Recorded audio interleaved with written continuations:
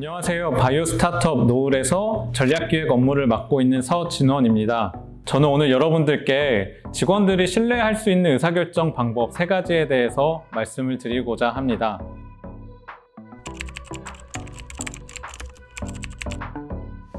제가 그 이전 직장에서 7년 가까이 컨설팅 업무를 했습니다. 그러면서 이제 많은 기업들을 살펴볼 기회가 있었습니다. 그 중에 한 회사의 사장님을 만났는데 이 사장님이 그 전략을 굉장히 잘 세웠는데 도저히 직원들이 따라주지 않는다라는 고민을 저한테 얘기를 했습니다. 저는 그 고민의 원인을 알아보기 위해서 직원들을 만나서 인터뷰를 해봤습니다. 그랬더니 직원들은 아니 사장님이 맨날 그때그때 말이 바뀌기 때문에 어차피 지금 열심히 따라가도 나중 되면은 다시 원래대로 돌아간다고 이제 푸념을 했습니다. 저는 다시 그 사장님한테 가가지고 전략을 고민하는 것도 중요하지만 이 직원들이 신뢰할 수 있는 의사결정을 하는 게 더 중요합니다 라고 이제 말씀을 드렸습니다. 이 회사와 같은 조직에서는 사람에 따라서 의사결정이 그때그때 달라지는 현상을 노이즈라고 이제 말을 합니다. 이 의사결정의 노이즈는 조직 내 공정성과 그다음 신뢰성 측면에서 문제가 될 수도 있습니다. 예를 들어 어떤 사람이 죄를 지었는데 이 죄에 대해서 A라는 판사는 1년의 형량을 구형하고 만약에 그 또 다른 판사는 15년의 형량을 구형한다라고 하면은 여러분들은 그 사법 체계에 대해서 공정하다 혹은 이제 신뢰하다라고 생각할 수 있을까요? 아마 그렇지 않을 것입니다. 이와 같은 의사결정의 노이즈는 회사에서도 쉽게 찾아볼 수 있습니다. 직원들이 가장 민감하게 생각하는 부분이 평가와 관련된 부분입니다.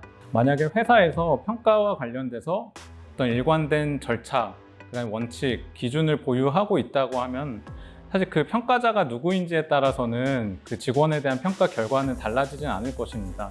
그런데 실제로는 똑같은 직원에 대해서도 평가자에 따라서 평가 결과가 달라지게 됩니다. 만약 이처럼 회사의 의사결정이 특정 개인에 따라서 달라진다라고 하면은 직원들은 회사의 의사결정을 신뢰할 수 없을 것입니다.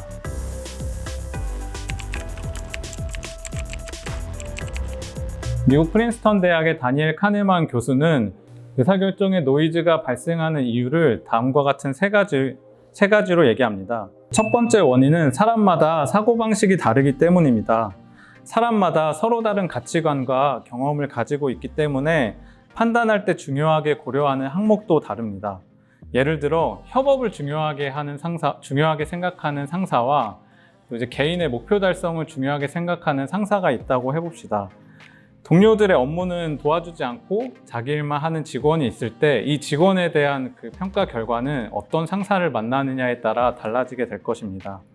그 두 번째 원인은 사람마다 평가하는 기준이 다르기 때문입니다. 예를 들어 성격이 관대한 직원과 성격이 깐깐한 직원이 있다고 가정을 해보면 이제 똑같은 리더의 행동에 대해서도 이 성격이 관대한 직원은 이 정도면은 우리 상사의 리더십이 괜찮다라고 판단하는 반면에 성격이 깐깐한 직원은 같은 리더의 같은 행동을 보고서도 아직 리더십이 부족하다라고 이제 다른 결과를 내릴 수 있는 것입니다. 마지막으로 세 번째 원인은 사람의 판단이 순간순간 바뀌는 감정의 영향을 받는 것입니다. 예를 들어 저희가 그 상사한테 보고를 하러 들어간다라고 했을 때 이 상사가 기분이 좋은 날 보고를 들어가는 것과 아니면 그 더 위에 상사한테 깨지고 들어와서 기분이 한참 우울했을 때 보고를 들어가는 것의 차이는 아마 달라질 것입니다. 이처럼 의사결정자 개인의 사고방식, 그 다음에 성향, 그리고 그 판단할 당시의 감정에 따라서 회사의 의사결정에 영향을 미칠 수 있습니다.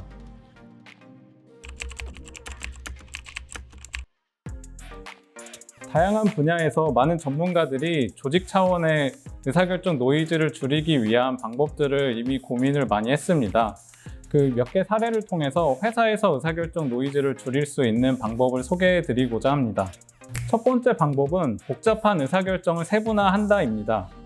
복잡한 판단일수록 사람들이 의사결정을 하는 그 자체도 어려울 뿐만 아니라 사람들이 판단했을 때 그 결과의 차이도 커지게 됩니다.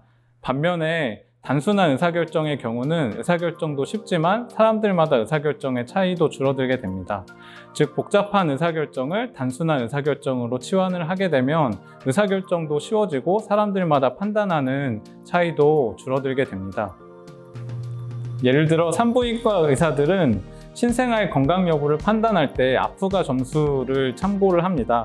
이 아프가 점수는 복잡한 신생아의 상태라는 의사결정을 맥박수, 그다음에 피부의 색깔, 그다음 호흡, 그다음 움직임과 같은 이 직관적인 평가 항목으로 세분화하고 각 항목에 대한 평가 기준, 평가 점수를 제시를 하고 있습니다.